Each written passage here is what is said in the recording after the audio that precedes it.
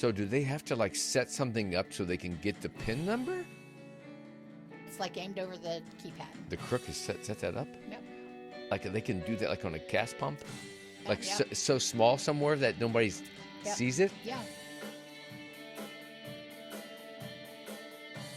We're live today on Imagine Fitting In with René Gindelberger. Welcome, René. Well, thank you for having me. All right. I have to mention to listeners, this is a Dayton-based podcast, and we're always recruiting, and René's already coming in saying, "Oh, I've got plenty to talk to you and share with you today, and I've got some other people for you." I'm like, "Oh, fantastic!" It's great in Dayton, I say. Yes, it is. So, again, welcome. Usually we start the podcast, and I typically say, where were you born? Where do you call home today? What was growing up like, and what your parents did? So I was born in Dayton, and I've lived in Kettering my entire life, except for 6 months. So I lived in Huber Heights, which was the longest 6 months of my life because it was so far from everything that I did. Oh. And I mean, it's only like a 20-minute drive, but when you're like driving south all the time, it became a real... I know it because I'm going to give a shout out to my girlfriend, Priscilla. And she lives in Huber Heights. Yeah, see, Yep. It's like the round way you go. Yeah. So born and raised in Kettering, and my parents, my dad was a worker at a cement mix company, and he did some of the prep of the gravel and different things, and he was just kind of a jack of all trades, and he worked there from the time he was 18 until he retired. Oh, wow. And Mom worked until my first sister was born right after World War II. So Mom was a stay-at-home mom, and we had 5 girls in our family. Oh, goodness. So, no boys, all no girls. boys, all girls. We had a boy dog. When I got to be about 12, Dad's like, let's even it out a little bit. So we had a boy dog named Charlie Brown. Mm-hmm. So other than that, Dad was surrounded by women for much of his life, obviously. Mm-hmm. But we all grew up here. We have one sister who lives out of town. 4 of us are still between here and Cincinnati and Dayton. So, we're pretty spread apart in age. Oh, really? Yeah. Now, where do you fall in that group the of 5? baby. You're the baby. My oldest sister will be 77 in November. Okay. So there's like 13-year difference between me and her. Which we were very close to one time. Like, we were the closest when she was in college and I was in kindergarten, probably because she didn't have to be around me too much. Okay. But yeah, so we had a big family, and our backgrounds are all very different. We're a music-based family. I have 2 sisters who teach music or have taught music. Oh, wonderful. Then are they here in the region, area? Yes, the oldest 2. Okay. So, yeah. And then middle sister is in Las Vegas. She moved out there in 97. Next sister is here in town still, and she and I are a year apart in age. So we're the last of the crop of kids. So, okay. Yeah. All right. Crazy grown up. So. Nice. So what elementary school did you go to here? I went to George L. Ernst in Kettering. Say it again? George L. Ernst. George L. Ernst. Yep. And is that on what street? It's on Marshall, right next to the Kettering Y. Oh, okay. It's now a church. Now I got you. Yeah. Yes. Yeah. Yes. And then I went to Van Buren Junior High School, and I graduated from Fairmont West. Okay. And I was one of those kids who didn't think I wanted to go to college, and I didn't right away. Okay. I started working. So what was the what was the first? And you can go as wherever you want to, wherever it pops in your head. Was there any teachers or individuals during elementary? Where was the first person that stands out in the memory that had a kind of an impact on you? You think? Probably my first grade teacher, and she had a daughter who was the same age as me. Excuse me. That went to different school, but same age, and so I became friends with her daughter. I'm not exactly sure how that happened, but we became friends. Mm-hmm. And up until we were probably in junior high and then started high school, kind of found your own friends in school, whatever. What's your friend's name? It's Gretchen. Gretchen. I don't know her married name though. Gretchen? So you mentioned her. So you guys both liked that teacher, or you were friends? Mom. Oh, I'm sorry. It was her mom. Yeah. So, So it okay. was weird how it happened. I don't even know. Okay. So, and did you ever spend any time Yeah. outside of, over Yeah. at their house and Yeah. stuff? She Okay. spent nights in our house. I spent nights over there. That's an interesting dynamic. I I mean, know. I've never had a teacher No. where my best friend, my friend was like the teacher. Yeah. That's interesting. Yeah. So it was interesting. And I ran into her several years ago now. And she was bright and chipper, as I always remembered her mom being very lively and Yes. hadn't changed a bit. That's sweet. And, she's since passed away. I know Gretchen's still in the area, but I think she actually does some artwork. Oh, does she? I think somebody had told me she has does some art showings downtown. Nice, Front nice. Street Gallery or something Yeah, Front like Street, that. sure. That's awesome. I've been the episode that's running right now is Lori Daughtery, Okay. and she is an encaustic artist. Very cool process, and her episode has actually come out this week. Oh, So very cool. Yeah. yeah. So So- Front Street, I'm getting involved in it as an artist. It's funny you say that because I actually all this art around me here. I just actually the first time I just displayed my art in Dayton was literally out on the sidewalk in front of the Gather restaurant Oh, near wow. the arcade. Yeah. Because some artists that are dedicated to the mission of bringing culture and more arts to Dayton. Yeah. They just cleared it with the Dayton Police. That's cool. And we're just setting up on these these Tuesday mornings. We're actually doing it tomorrow morning. And we just kind of propping some stuff up and like, hey, there's art here, there's culture, there's energy. Cool. So it's interesting because I'm gonna be looking to do some more things down on Front Street. Nice. So now when was maybe do you have any other teacher or person that within like your elementary days before high school that you remember that made any kind of influence, or did you remember know? a lot of them? I just don't know that I had the closeness or connection like I Did you with her. did you have any idea like what you wanted to do in your when you were a kid? Oh, not a clue. I mean, I don't even know what I would have told my mom and dad, but I think it was when I got into high school, I was like, I don't want to do another 4 years of education. I just don't want to go to college. Okay. So high school, do you remember? Oh, yeah. Okay, so we're there. I'm always curious because high school tends to be teenage years. You kind of sow in your oats, come into your own, think you know what's going on, but you don't. And any teachers or anybody that stood out? Who stood out for you? Yeah, so I became interested in business classes early on. And when I was in my freshman year, which at that time it was 7th, 8th, and 9th went to Van Buren. It was before the freshman class moved up to high school. Mm-hmm. And so my typing teacher in 9th grade was also at the high school. It was Mr. Klopfer. And so I ended up having him again in high school. Mm-hmm. And then under him, I did the cooperative office education where you work part-time and go to school part-time. Oh, okay. And so my work... And I'm sorry, which high school was this? Fairmont West. Okay. So I worked at the athletic office at Fairmont my senior year. So I would leave my classes at 11:15 or whatever and go down, have lunch, and then go to work in the afternoon and work till 3:30. That was the hours of the athletic office. Okay. Also in high school, I was kind of, pretty much a nerd.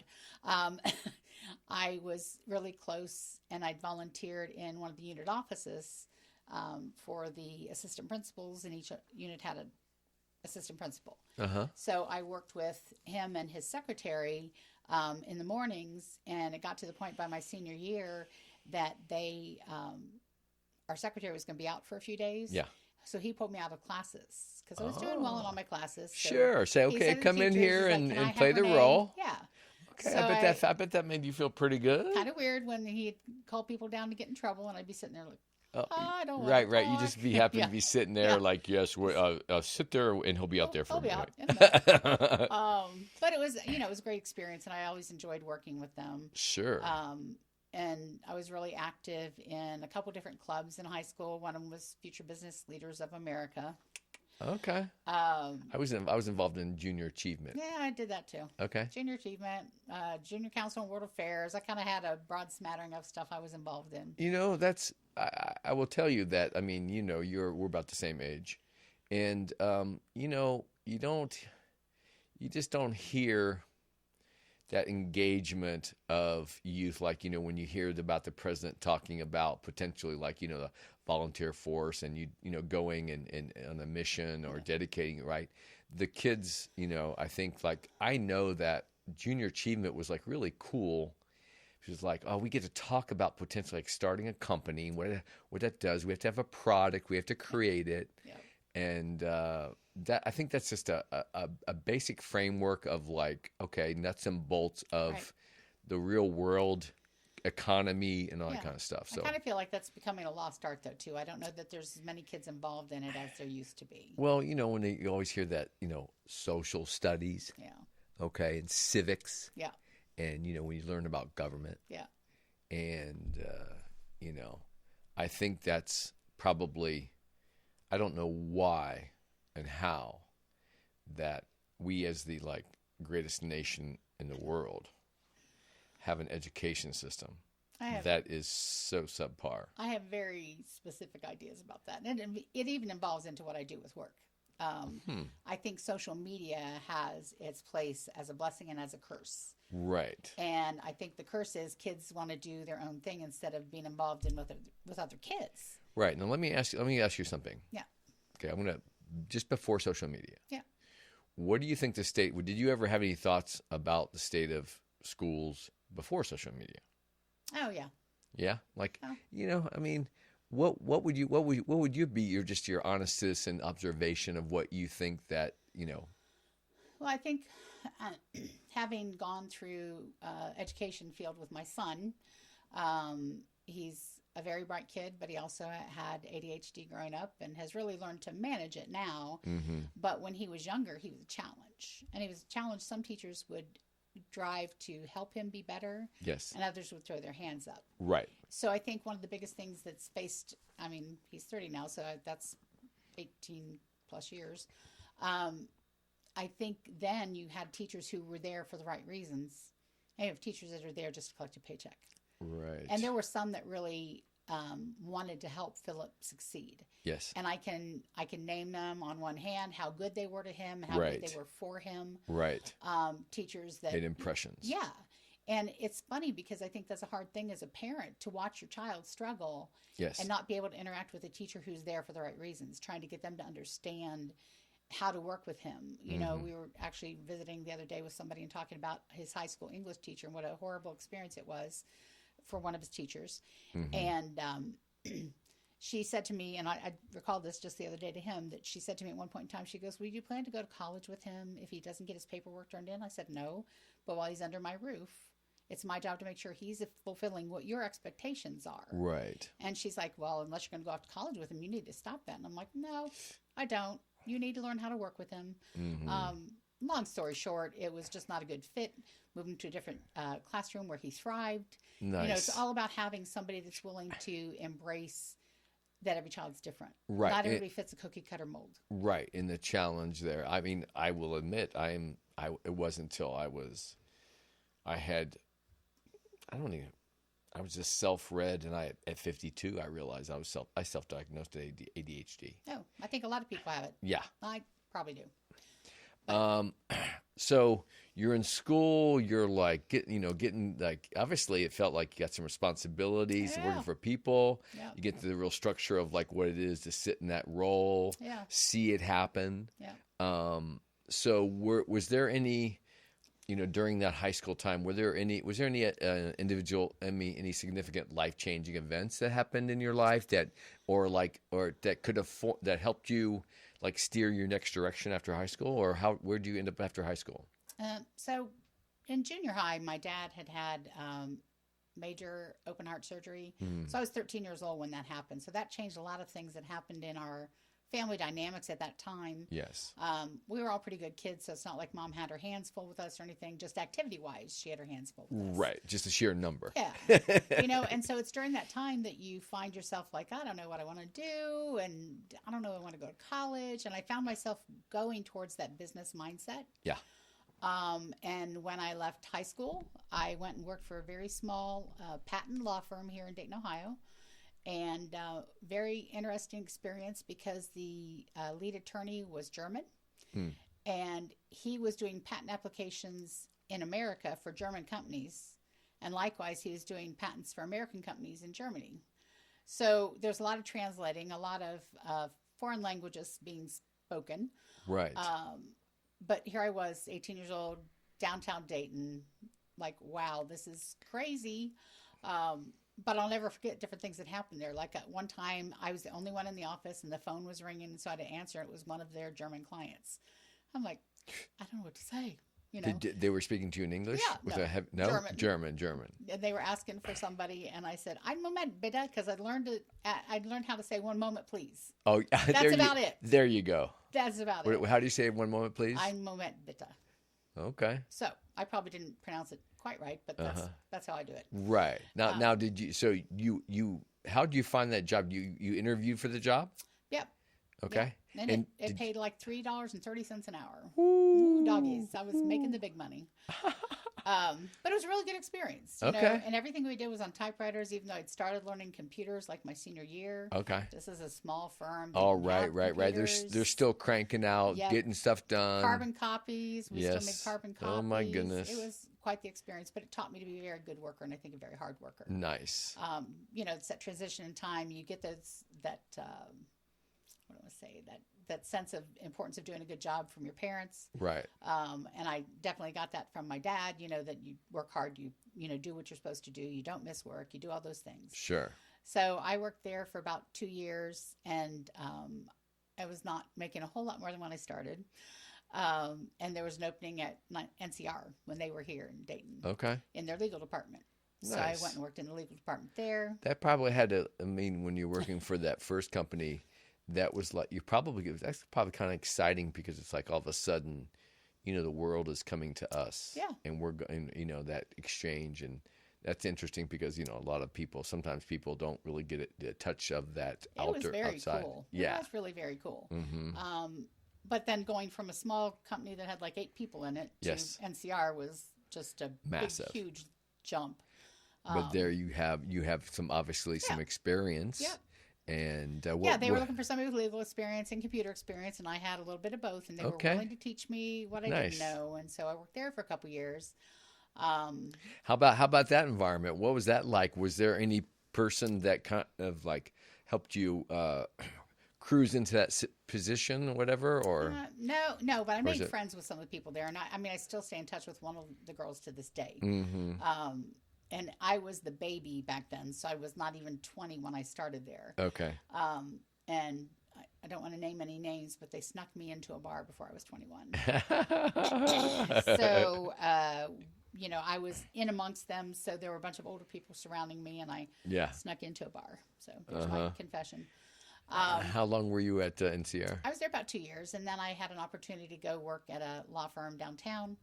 And I spent 16 years there and worked my way up through the ranks doing word processing. Then I became they called them floor supervisors, and then I became office administrator. Okay, so that the whole hire within stuff. Yeah. Yep. And then my son was born. Okay. And that kind of changed the path. Sure. You know, working for attorneys, and there were multiple attorneys, several. Mm-hmm. And it was hard because they had the expectation that you were available. Right. That role in the past was traditionally filled by men that I was in. And so they didn't understand if you weren't there, like, when they wanted you. Right. So it was great opportunity, and it was a great opportunity once I left there and got to work part-time, doing more time, spending time with my son. Nice. And from the law firm, I went to what is now CareSource. Okay. And worked there in purchasing, and I was there for about 7 years. What did you do at CareSource? Purchasing and like working on their promotional items and working to make sure stuff was approved by the state before we could hand it out to members, print jobs, anything that involved like collateral stuff. Which of these jobs that you mentioning was there the first one that you were like, oh man, that I got some really, this is great. I'm gathering a check. It's exciting. Yeah. Which one was like really fulfilling the most? I mean, that stood out to you? Probably CareSource. Okay. And it was the right job at the right time. You know, being part-time was important to me at that point. Sure. Philip was already born. Philip was already born, so it was important for me to have that ability to have flexibility. Yeah. And then as I was there, Philip's hitting to be about second grade. My boss started telling me she was going to have me more hours. I'm like, I didn't sign up for that. And she's like, well, it's probably going to have to happen. I was like, well, maybe it's time for me to go. Right. And life happens. I had given my notice. Mm-hmm. The day after I gave the notice, my mom had a stroke.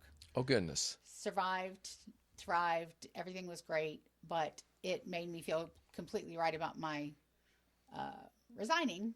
Okay. Because I was able to then take time off and be with her. I left without a job because I felt that I was going to be forced to do that whole full-time thing, and I wasn't ready for it. Sure. So I spent about 6 months not working, looking for something that would fit the bill again. Right. And that's where I really found my passion, which was credit unions. Oh, credit unions. Yes. When you say plural. This is my third one. Okay. And so the credit union. So what was your first credit union that you started? You saying you worked at multiple ones? I've been at 3. Okay. And what was the first one? And why do you think, why was that like, oh man, what did you find at that credit union that like fit the bill for Renee? So it was Right Pack Credit Union is where I went. And I worked in the call center. And I love to help people. And I always knew I liked to help people. But being in a call center environment, you really got that opportunity. Yes. To really help them. Right. And in some cases. Walk them through stuff. Right. In some cases, it was frustrating. In others, it was like, nope, I'm going to make their life better. It's going to make this work for them. Sure. And that's continued to evolve throughout my time in credit unions. Right. And I was there for 12 years, I think. I've never taken a customer service like phone job like that, whatever before, but I'm sure, get a variety of energies and calls or whatever. Sure. And I bet that's a real art form. It is. That maybe they gave you a script and then hopefully they allowed you to have a little play. Oh, for sure. Right? Yeah. And because, everybody, pretty much our age and for the most part to a degree, constantly today, about how, phone help, talking up, whatever, and that whole journey that we saw, that process of how that's gone by and now, computer voice and all that kind of stuff. And I think that's the hard thing when you're dealing with some of the phone centers is the script where they don't get off the script. They're like taking you through the script and they will not divulge anything beyond what they're scripted. Right. And that is frustrating because sometimes your answer doesn't fit in that script. And it's almost like you could be might as well just be talking to a computer. Right. Right. Right.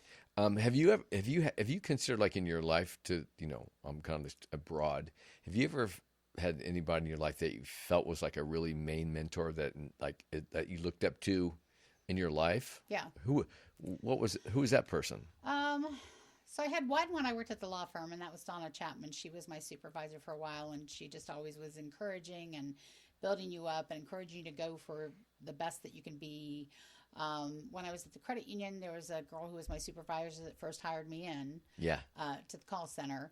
And she ended up going to a different role in the call center, but she came back, kind of tragic. She came back shortly before she ended up passing away from cancer. Oh, goodness. God and was bless. Supervising between the old supervisor until they found the new supervisor. Mm-hmm. Now, I just found that time revisiting with her and remembering how she helped bring me on and teach me and what a tremendous role that was that she played in my life in making sure that I, could be the best I could be. Nice. And now, what do you remember your mindset when she came into your life? Were you hungry and looking for somebody like that, or did she pop into and were you aware of how much she was helping you? No. Right. No. But kind of like reflecting back, you're like, wow. Right. And that last bit of time that I spent with her before she passed away, it was really good to have her back in my life and working through, the challenges of the call center at that point. Right. I was one of 4 supervisors, and she was coming in and trying to get us all, headed in the right direction due to a change in management. And it was just refreshing. It was a refreshing change for me to have her back. And tragic when she passed. Right. But during that time, they brought in her replacement, and she worked with her for a few months. And I'll never forget, I went and visited Kim. She was in hospice, and I went and visited her. She said, I did all I could. You guys have got to just hold it together. And I was like, all right. I didn't know what that meant. I figured it out later. Yeah, right. Get it done. Yeah. And it was a time for me to make a change because it was not going to be the same place it had been for me. Mm-hmm. And so what happened was there was an opening in the loss prevention department at Wright Pat. And I'd always been good at spotting like calls that were odd or things that didn't Okay. sound right Little or bad checks. detail gal. Yeah. So I went for that and got that. And I worked in that area for about, I think it's more than 4. I worked in that role, I think 5 years maybe in the fraud area. So when you mentioned that you knew you like to help people. Yep. And then obviously you're getting into the credit unions. Yeah. The first one was Right Path. Yeah. And you had this support, and all of a sudden you're into it. What do you believe led you to the career path that you're on now? Like, because we mentioned earlier when we spoke before the taping that we're doing now about identity theft and fraud. And so you mentioned the fraud department. Now, when you started the fraud, you said you started the fraud department. There was an opportunity. You joined it. So, how did that grab your attention, or how did you come about that opportunity? I think I just always had a knack for things that didn't look right. Okay. When looking at people's accounts, I could see if they were up to something or in trouble with something. Different things in the call center. You'd have people that maybe were in trouble because of payday lenders or whatever it was that was drawing them, or they might, have no money in their account and suddenly they deposit a big check, and you're like, where'd that come from? Right. So asking those kinds of questions made it a real natural transition for me to go into that area of fraud. But I did some of the compliance work there too, as far as some of the regulatory filing that had to be done. I did some of that. So it was kind of a blended role. I'm curious, what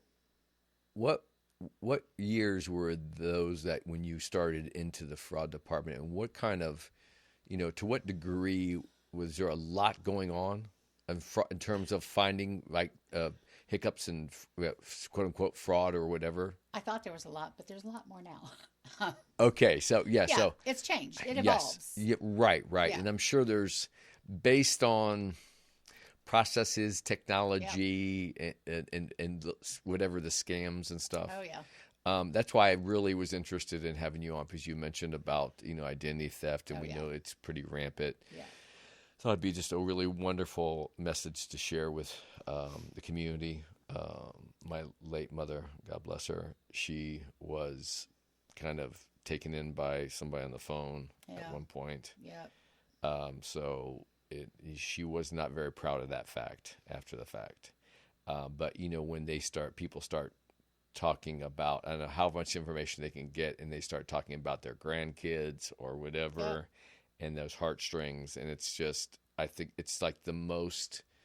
One of my friends said, like, he couldn't say enough about how he felt like so repulsive, so bottom of the barrel to be, it's just anymore these days. It's awful. Right? It's awful. So my time at Right Pat, when at a certain point in time, I became involved in different fraud organizations where other bank investigators went and things like that. So point in time, one of my former coworkers said, hey, why don't you come talk to us about joining River Valley? We need someone like you. I'm like, I'm fine. I'm working at the biggest credit union in town, right? Right. And this was another River Valley? River Valley. Is it like a new startup? Were they specializing in something? Or nope. Their person that had done their compliance and stuff had left. And actually, it was funny because, of course, they didn't really know how much fraud they experienced until I got there, because they didn't have anybody looking for it. Oh. Right? I mean, that's kind of like until you know it's there. Wait, now, what year was this? That was 2015. Have you noticed in your career was there like any dramatic spike? Years? When did you notice like the first, like, okay, it's always been an issue, but now it's getting a little more crazy? I'm going to say it was like 2017, 2018 where I started seeing it really crank up, and have some great software that I've worked on that has made my job easier to find things. Yes. And then once you find it, it's determining if it's a real problem or if it's just a fluke. But we started seeing a lot of debit card fraud at the time. And then it transitioned back to where we kept seeing paper check fraud. So it's like it ebbs and flows, and it always goes back. And most recently, we've started seeing check fraud again. It's like, what is going on here? But it's just the criminals So I'm find curious different ways. about when you say debit card fraud. Yeah. How does that work? Well, you've probably heard of the word skimmers, where somebody will install a device on an ATM or whatever, and there will be a camera that's looking down over where the keypad is. They'll capture the electronic data off the card in this skimmer, And then they have a pinhole camera that's watching you key in your PIN. And the pinhole camera is literally mounted on. It's just a little thing they mount on there, and it's one of those things that unless you know what you're looking for, you wouldn't see it. And this could be just anywhere, like in gas, like everybody knows about the gas stations, right? Yeah. Well, it could be in ATMs. It could be at a bank's ATM. So how does somebody capture the actual digital information from the card transaction and simultaneously get that PIN ID and put that together? So there's a chip reader part of that skimmer, and now it's actually Bluetooth technology. Even better, so they just have to drive by to get it. Oh my gosh. I know. So, and then. So do they have to set something up so they can get the PIN number? Well, and that's then what the camera's looking for. Right. The camera of the it's like aimed over the keypad. The crook has set that up? Yep. Like they can do that on a gas pump? So small somewhere that nobody sees it? Yeah. I always tell people to jiggle the ATM card reader or whatever to make sure it's not loose. If it's loose, it's probably not great. I think now the gas stations have a seal that if it's broken, you should be cautious. Yes. So that's, people are trying to find ways to combat that, but there's still ways for them to get it through. Right. Yeah. It's like the old thing, right? Yeah. When they develop technology, this is what we can do. And because they we developed it, we do sometimes, right? They're like, this is how to get around it, whatever. So let me ask you, what's the best thing that the average person could do to protect themselves from fraud? So many things. Can we do an ABC and break it down a little bit for listeners? Excuse me. From a standpoint of protecting yourself from ATM debit fraud, would be simple. Put your hand over your other hand while you're keying in your PIN. If they don't see it, they can't do anything with it. Got it. You just have to be cautious of where you're putting your debit card. Like it used to be a big deal. Never let your ATM card out of your sight, but then people would give it to a restaurant hostess to go ring their tab up. Oh. Now you see a lot of tables that have the reader where you pay at the table. You don't hand your card off. Yes. That's more secure. I don't encourage people to be afraid of using their debit card because it's easier than carrying cash and it's safer than carrying cash. If somebody knows you have cash, they could rob you. Right. It's just knowing where you're using it. The other thing is to make sure that you're not a victim of fraud by reviewing your statements regularly. Yes. Looking for oddities and reporting them. Yeah. So, a lot of people today, I know I'm one of them, looks at my account fairly regularly. I know some people still wait for the statement to come in the mail and reconcile it on a piece of paper. Now, let me ask you a question. Say I have my debit card. It's a Chase debit card. Mm-hmm. It's linked to my checking. Right. And I'll go to that gas pump and they'll just say credit or debit. Yeah. And when I press credit, I pretty much a lot of times I don't have to put any PIN number. Is that more? Is that more protected? And how does when they say how they take my card? It's not technically a credit card, but I'm able to use my debit card like a credit card, and so they can't get my password. So wouldn't that be any more protected or no? It depends. Like if they know they've got a debit card. It depends on how much information they have about you. If it's a random person that just gets your card information, they may not know your zip code. They may not know, any clue what your PIN is or where your bank is other than where you've got your Chase card. But it is one of those things that both have the ability to report fraud on them. Liability is somewhat limited by MasterCard and Visa. So it's just a frustrating thing that people are like, well, how did my card get compromised? It's like, your guess is as good as mine. It's interesting because, the only reason I point that out is because I'm like, okay, I go, I don't really want to put my code in, right? Or if it's can't hide it. And they give me an option to use my same debit card as a credit card. I don't have to put my number. Yeah. Then I'm like, okay, put it in there, press credit, and then it still debits the same way, right? Yeah, it does. So you would think that you would at least take out the quote unquote camera getting your password. Right, exactly. Yeah. But And I think though too, there's a big shift, and we're always on the back end of the curve. The chip was supposed to solve all of our debit card woes. okay, tell us about the chip. So the chip is supposed to give a randomized number when you're doing a transaction. Europe rolled out the chip cards about 5 years before us. And then we started rolling out here in the United States. Mm-hmm. But because we couldn't convert everything at one time because how costly it was and all the businesses that would be inconvenienced by changing Right. It had to be a slow process. Right. So we're on the tail end of that now where they should be getting away from the magnetic strip. Got it. Once the chip is the only way things are authorized, it should eliminate some of that fraud. Yes. It's just getting there. Okay. And so what do you think, like in the United States and overall, would you guesstimate, like, are we 60% there? Are we 50%? I hope we're more, but probably I'd say between 60 and 75. Okay. I had to guess. So we're getting, we're heading on the other side of it. And then the interesting thing then is, though, that it switches back to the old fraud, the reliable fraud of false checks. Okay. Let's talk about checks. What can you do to help kind of like buffer the potential of preventing that? So one of the biggest things that we've been hit in this area, and it's not just in Dayton area, it's everywhere. Mm-hmm. There was a big rush on stolen keys from the postal boxes, the big blue boxes that are outside the post offices. Oh. Do you remember hearing about that? Yes. They could access those. Right. Yeah. So they had those keys. They robbed the mail workers for them. Some of them used an old bait trap where they drop something down in and try to pick stuff up. And they'd pull out anything that looked like a check or a credit card. And they would do what's called washing a check. And so they'd wash the check, wash off anything that they didn't want, like the payer's name, who was being paid, and the dollar amount. And they'd change it to Joe Smith for $4,000. Joe would deposit it in his account with promise of money from whoever the scammer was. And then by the time that the bank that it's drawn on, so let's say your Chase checking account. Yes. By the time it's drawn off of there, it's probably like 5 or 10 days after that theft may have occurred, and you don't even know it yet because it's not going to be known to you until the company you wrote the check to says, "Hey, we never got our check. What's up?" Right. So there's a so delay they're there. literally interrupting The mail checks service, that are okay. Yep, which is federal crime, so it's not very smart. Right. But it's hard to catch who's the actual masterminds are behind a thing like that because it's people that maybe are out of Chicago that are working in Dayton area. Right. So they come in and do a quick hit, take it out and go. Exactly. And then just go to another right. major city or whatever, post office. Yeah. So it's not very often you can actually run that down.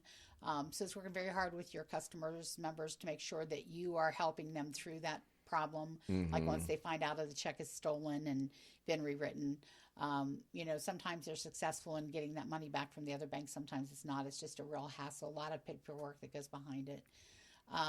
But it's somewhere that people actually will still deposit fraudulent checks. We had a huge week a couple weeks ago, and I hadn't seen anything like this in ages. We had almost $40,000 in checks presented that were fraudulent. We didn't lose a dime. Neither did our customers, but there was just a huge trend of fraudulent checks, and I'm like, where? Attempts. Yeah. And so that you guys caught it. Yep. In process because of what would something like you'd see to like go, okay, this is definitely not right. So fraudulent checks sometimes aren't very good. They don't do a good job of maybe hiding that it's fraud. But like people get a check in the mail in an envelope and they'll just think they can come cash it. It's like, well, what'd you get it for? We ask questions. Oh, a check in the mail for what do you mean? Like they applied for a job online and they said, "Oh, we'll send you money to work." But you got to buy your computer equipment and then send the money back to us. So like strange things that don't make sense. Okay. You'll get somebody that said they got a grant for their small business and it's fraudulent and they're supposed to do the same thing. They're supposed to use part of the money to set themselves up and then send the rest back. We had somebody who thought he was investing Bitcoin with somebody and he told them he couldn't send any more money and all of a sudden a check appears in his mailbox. Well, that was obviously well timed. Yes. He said, "Oh, I'm finally getting some payback." Yes. But it was going to be the same thing where it was a fraudulent check and he was going to be out the money. Oh because boy. he would have been asked to then send more money back. See, we told you we'd pay you. Here's proof. Send us back. Right. Send us back more. It's kind of like a running scheme Yeah. to keep you on the hook. Yeah. I mean, and that's where you see a lot of people falling for it that just maybe aren't well informed about how a bank works. Right. Like they don't understand that there's penalties if you deposit checks that are bad. Right. You know, we're not going to take a loss if it's something you deposited. No bank is. Right. You know, so it's our job to try and educate our members on Right. that. Educate. Yeah. And the tellers do a good job of that. And then when they have a gut feeling that they don't like something, how it's going, they'll Right. send it to me. I'll take a look. I'll be like, no, Okay. this is not a good check. Okay. You know, we work with other banks and law enforcement in town that we can get those answers and figure out what's going on. And sometimes it's very innocent. Sometimes a little bit not. It just depends. Uh-huh. I'm curious that recent, not too long ago, the post office, Yeah. the boxes that were being, like somebody had the keys and they were just accessing stuff and just they were quite like a bunch of that. Did they ever? I mean, I can't remember what any news reported on what that outcome was, but was that just like these small little rings, or you think is it? No. I mean, is it a level of organized crime? It's big. It was big. Okay. Yep. Now, what was interesting here in Dayton, like a lot of the post offices are like, oh, we don't know what to tell you. And Kettering, they had one post office in Kettering that was getting hit a lot. Yes. Kettering police didn't like that so much. So they managed to get some GPS trackers that they put in mail. Yeah. And they tracked the people who were stealing the checks to the place where they were taking them to wash them and reuse them. Wow. All young kids under 21. Whoa. This is bad. I mean, because they're working for somebody else. Right. Well, somebody smart enough to have this system. Yeah. To get these kids. Yeah.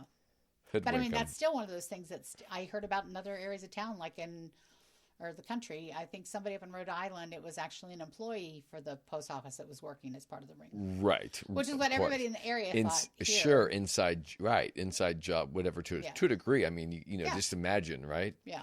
It's almost like, oh, you invited me to a friend of your party and your friend's party. I see what they've got here. Yeah. I'm coming back. I know it's here. Yeah. The postal workers, though, mostly I've worked with people that are really good. It's just that thing that they didn't like it either. It was hard for them because people are like, yeah, how can we get our mail done? And so I always tell people, big fraud tip here, until such time as they change the mailboxes to be like a more secure digital entry kind of thing. Okay.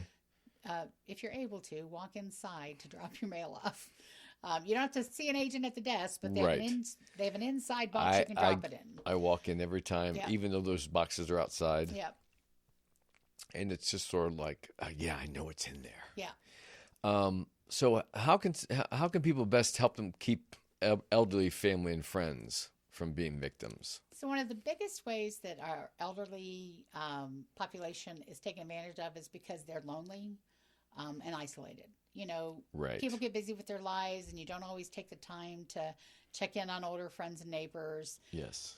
So you've got somebody, especially maybe that was recently widowed that could be a victim because people know they're lonely. The things that I always tell people to do is not answer the phone. If somebody calls and you don't know who it is, we all have caller ID now, whether we want it or not. Right. If you don't know who's calling you, don't pick up the phone. And I always tell people, if it's important and it's somebody that needs to talk to you, they're going to leave a message. Right. So that's my one advice. My second is that if you have an older family member or friend that you're concerned about, things to look for, like if you go in their house and visit them, if they have a bunch of mailers that are like sweepstakes entries and different things. Filling out all this information and whatever. They have a lot of information once you send that to them. And maybe even answering certain questions, and then there's a cue points of them calling back. Yep. Oh, yeah, I remember. Whatever. Yeah. So those are two things that are really kind of important, is to just, be touching base with those folks. Right. I even actually have spoken at nursing homes. I'm like, if you see somebody that's getting a lot of these mailers, check it out. It was so many. My mom had, of course, she had this, the caller ID at one time. Yeah. And then it wasn't until I said, Mom, I'm going to go. You need to update your phone. I'm going to go, and I'm going to input all your pertinent numbers.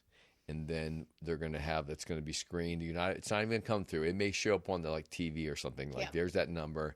Just ignore it. Yep. Ignore it. Yep. And it's funny because, back in the old school days, like you said, it adds to that. When you're lonely, your phone rings. Yep. Oh, there's an opportunity to talk to someone. Yep. But it got so crazy, and we know, and now we're right. You receive calls via your cell phones and texts and all that kind of stuff, and you're like, okay, it's just like a continue. I used to be in advertising, so whatever the communication vehicle is, everybody's pushing the envelope to the edge. Until we get, regulations and, whatever oversight. And it's funny because I'll tell people you can register to get less junk mail. You can register your phone to be on the do not call registry. And somebody's like, I did it and it doesn't work. I said, well, it does. The people who are calling you are probably criminals and they don't care about the laws. Right. They're not worried about getting caught because they're making a phone call, which is interesting because that's what the whole point of it is to be that, if you're on the do not call list, that should limit your calls. Right. Now, does that cycle, is that true? Like when you say you get this number, like, oh, this is the, national hotline that you can call in, they can take you off. Yeah. And is it after so long a time, like so many, like months or a year that you have to do it again or no? You shouldn't have to, right. But every now and again I'll hop on and put in our numbers just to be safe because you don't know if something maybe clicked off or whatever. Yeah, and how that like builds up over time and whatever. Yeah. So does the fraud only happen to the elderly? No. This is a prime time. We're in the first semester of college life right now. So we've got our freshmen that are off at college that are like, man, I wish I had more pizza money, or I wish I had. How many credit cards are dropping in those? Now they've regulated that to where there's not as much credit card activity that way. Yes. But the kids can see an opportunity to make some quick cash.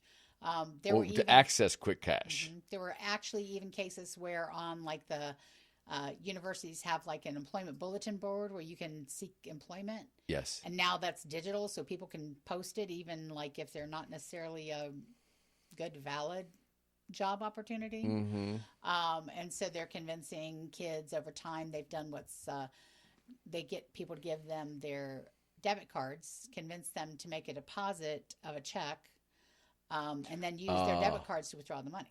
Got it. So it's just making sure your kids are educated in the fact of ways that they could be taken advantage of. Right.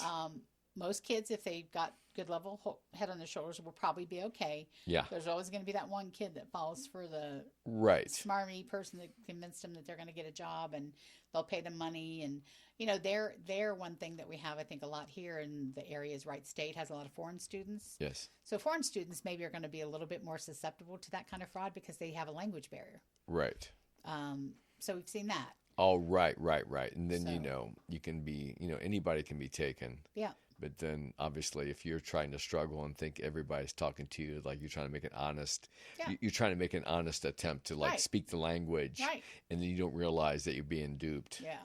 And I think the hard part is, and I've always said this, is that the older person may not recover from a loss of theft of items. Right. Like it could mean the difference between them being able to pay their rent or for groceries or their medical bills.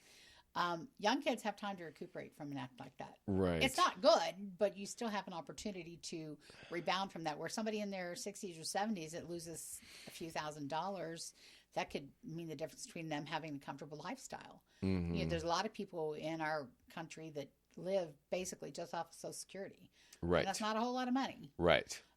So that's difficult when you think about how you can protect someone. I think another big scam that we've seen recently is where somebody will call and pretend to be calling from your bank or credit union, saying that there's fraud on your account. Right. And they want you to withdraw your money for safekeeping. Well, that should be your first clue that that's not a valid call.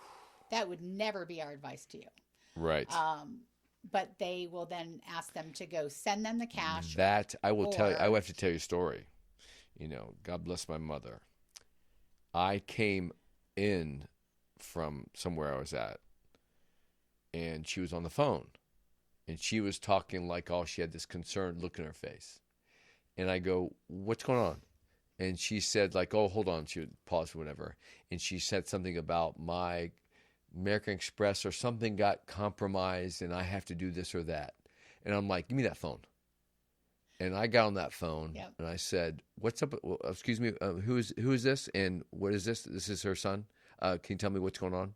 And straight away, they start stumbling. I ask a couple pertinent questions, and they start stumbling. And sure enough, I can't remember if they hung up, but if you had the pleasure of doing it. Right. The look on my mom's face after I kind of just like was going like, wait, okay, why are you looking like you were looking? And blah, blah, blah.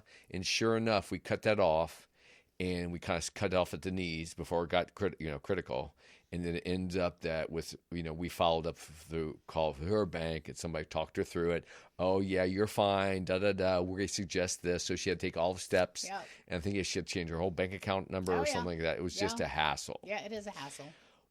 We escaped that one. Yeah, but the way they're getting money now is, they talk about gift cards, like buy us a gift card and send us the money you owe us on a gift card. Well, that's a scam. Nobody in a legitimate business is going to want an Apple iTunes card or an Amazon gift card. That's not a legitimate business way of doing things. Right.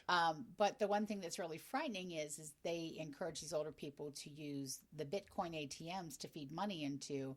And I don't know how much you've dabbled in Bitcoin, but the minute it's gone. There are Bitcoin ATMs? Probably one here at the end of your street, if I had to guess. Are you serious? Yep. I mean, so what kind of regulations are going on with Bitcoin? Nothing very good yet. And this is one of the things I just don't understand. Yeah. Okay. You can talk big government all you want. You can talk about all the taxes we have to pay. You can talk about where you prioritize monies. But something to be launched and just thrown out and to be functioning and just out in the open and everybody talking about it and having everybody already having experiences. Yeah. Like just to allow that in the first place. I'm sure people do not want it regulated. I do want it regulated because it's a horrible security fear for people. Right. Like if they don't know what they're doing. There was a story about a lady in Texas that had withdrawn her money from her bank to keep it safe. And the fraudster's on the phone with her. And she's at an ATM inside a gas station in Houston.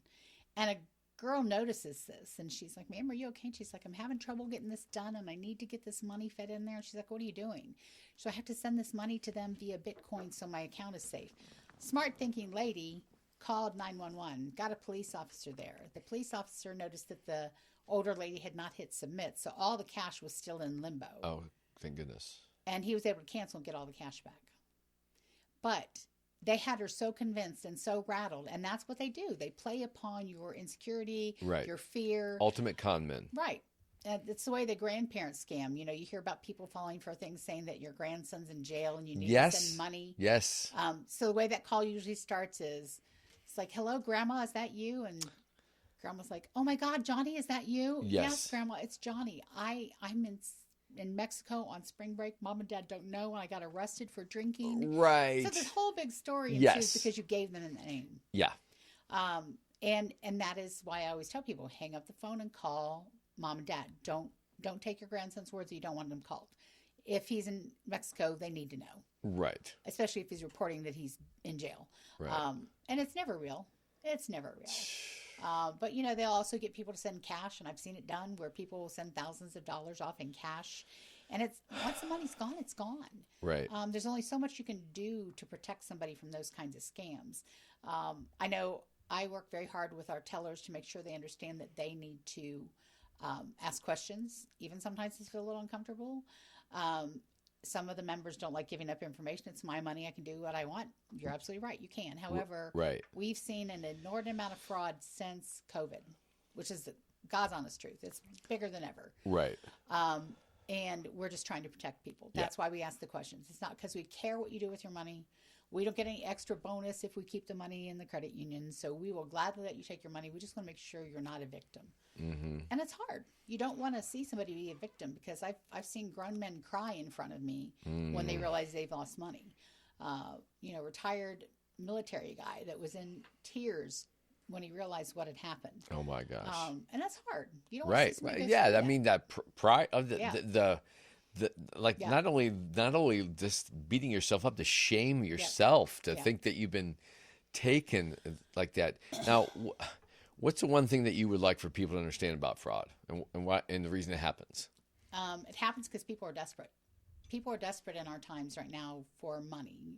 So- Gas is up, food is up, everything costs more money, rent is up. It's is it that whole thing of like, okay, just it's common sense, people. If it sounds too good to be true, It is. it's not true. Right. Right. It's like right. Yeah, but it's because people are desperate for money is why they do it. Right. And I think Looking for the next scheme, the next opportunity. Right. Oh, And a lot so of- and so told me they did this and they got this and whatever, and And the bad part is a lot of this money leaves the United States immediately and goes overseas. Right. And once it's gone, usually it's gone. right, To get any kind of traction on an international case, you got to have at least like probably $250,000 before the feds can even work it to make it make sense. And that's not happening.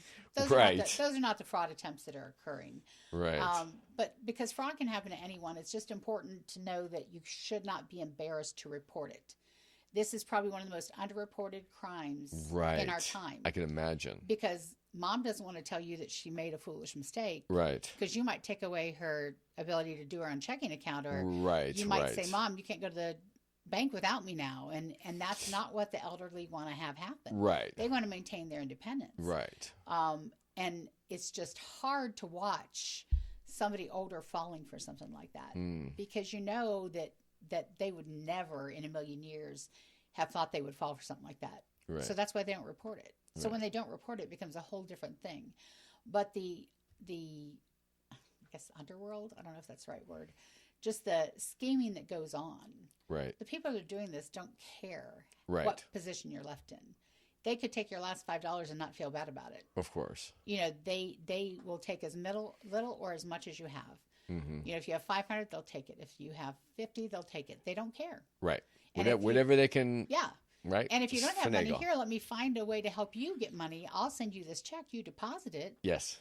and then send me back 5,000 of the 10,000. And you think, okay, I made $5,000. No, Right, right. That check will get returned. Yeah. You know, and it's usually a series of people that are involved in the scams. They call Sure. them money mules, where they have 2 or 3 people that are set up to send money between organizations. yes. And that is how a lot of it happens. Right. It's so innocent at one point, but then it gets Because you that check gets cashed or Yeah. whatever, there's money, whatever, and Yep. then all of a sudden, before you know it, it's Yep. it's a complex issue. And older people don't always, like I said, they don't look at their statements or their bank account online every day. They wait Right. for their monthly statement to come one a month. Yeah. A lot can happen if you're not checking it. Well, Renee, gosh, this is great information. I want to thank you so much for spending time with the podcast. Your journey to, it sounds like, you found a niche where that when you said I was looking to help people, Yeah. and these times, definitely, we definitely all appreciate you and your efforts, and obviously all those that hopefully you'll be mentoring more people Yep. to carry Hope on so. the torch. Yeah. And it's like like technology, it's an ever changing, like an evolution of, opportunity to succeed and opportunity to take advantage. So Yeah. anyway, And we take the good with the bad. It is. It is hard too, because it is one of the things that you will find people in their most desperate times, whether they're a victim or whether Right. they're committing the fraud. Yeah. They're desperate. Right. And so finding a way to be in that moment with them. Mm-hmm. Usually I'm more grateful that most times I'm helping a victim rather than catching the bad guys, but I've caught a few bad guys too. Okay. But I'd rather help a victim every day than spend time dealing with the court and law Right, enforcement on right. a bad guy. I still do it All when I right. have to, Well, but excellent. stopping the victims from having a bleed is more important to me. That's great. Yeah, So I'll tell you, just keep up the good work. thank you. Really appreciate it. And listeners will have more information and show notes, maybe some general contact information, great resources to access. So thanks again, Renee. All right, thanks for It's having been me. a real pleasure. Yes. All right. Thank you. Take care. All right. All right, kids. Till next time. Bye-bye.